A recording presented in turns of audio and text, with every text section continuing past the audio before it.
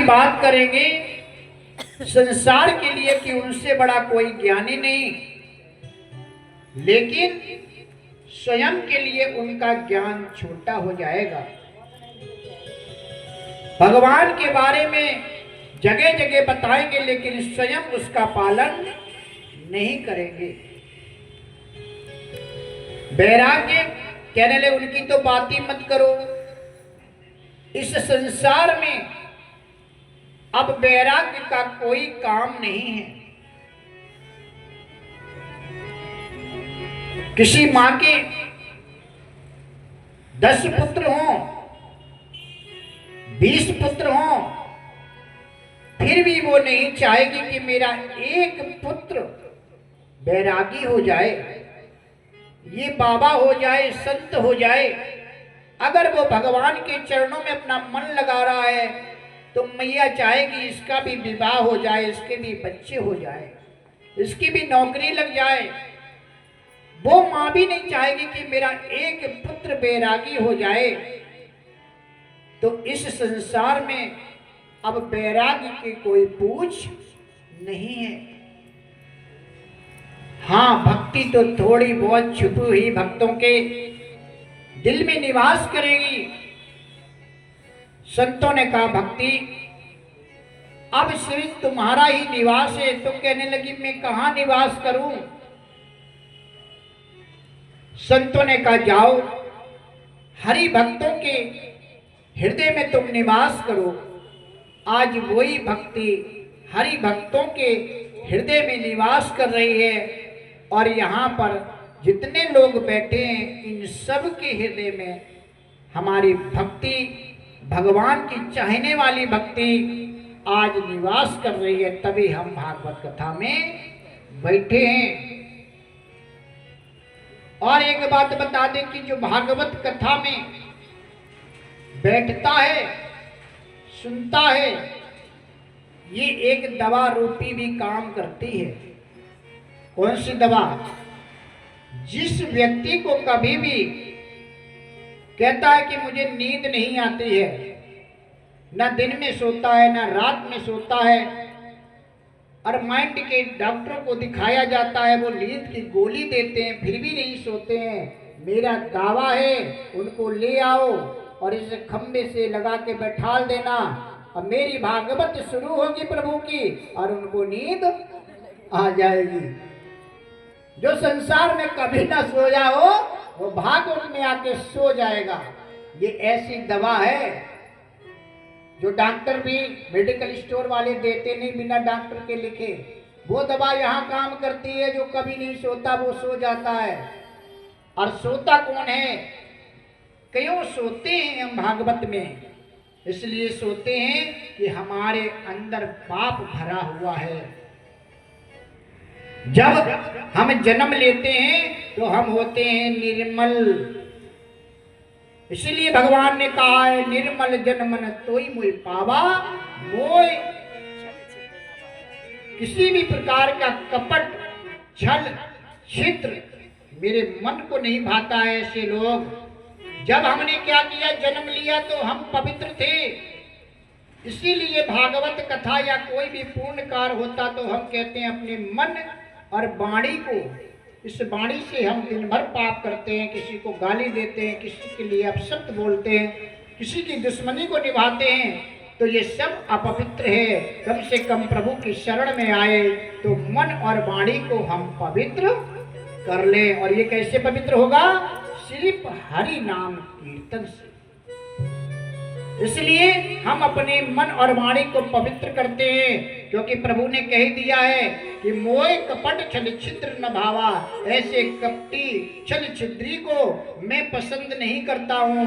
मैं इनको कभी कोई सेवा नहीं देता हूँ। इसलिए हम पवित्र होके बैठते कि प्रभु मैंने जन्म लिया तब आपका भजन किया कि हमें बाहर निकाल दो, मैं आपकी सेवा करूंगा, लेकिन इस संसार में भटक गया हूँ।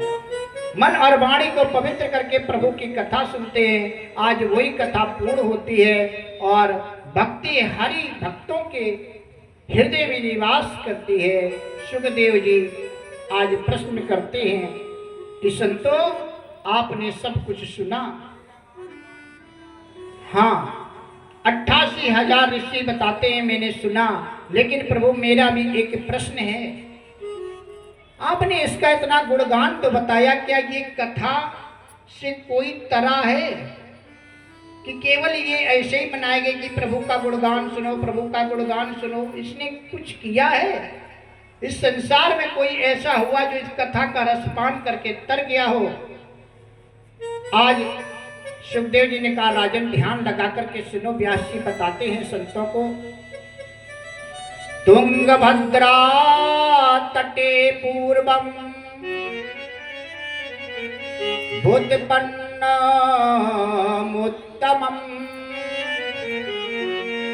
यत्र वर्णाश्वधर्मेण सततं कर्म तत्परा। एक तुंगभद्रा नाम का तट था।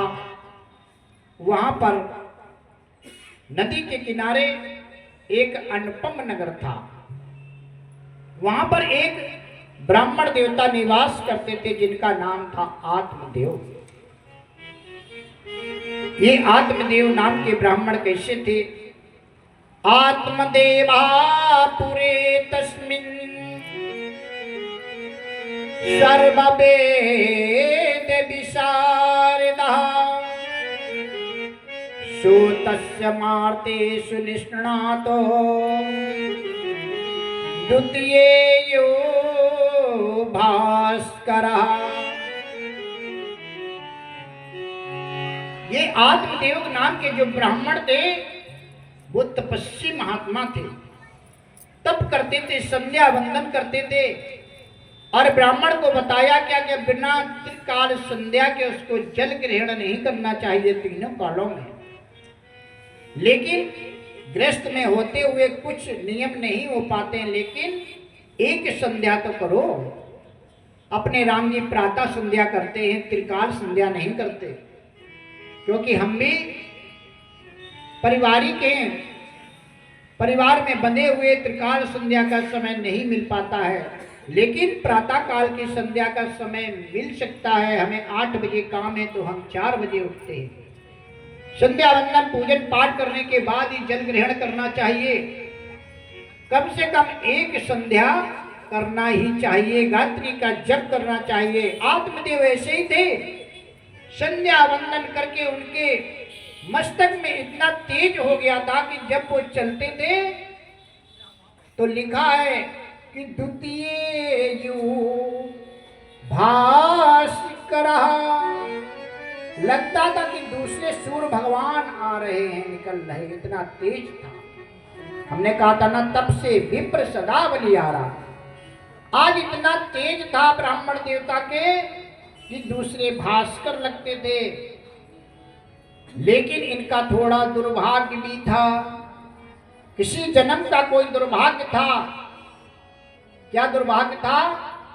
कि इनकी पत्नी अच्छी नहीं थी, कुछ ना कुछ कमी रह जाती है। कैसी इनकी पत्नी थी? धुंधली नाम इनकी नारी, मानो वंश की ग्रहदता थी।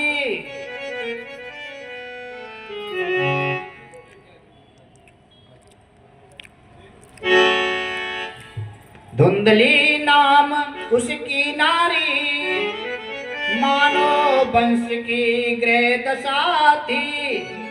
स्वामी जितना ही सज्जन था उतनी ही नारी कर दशा थी।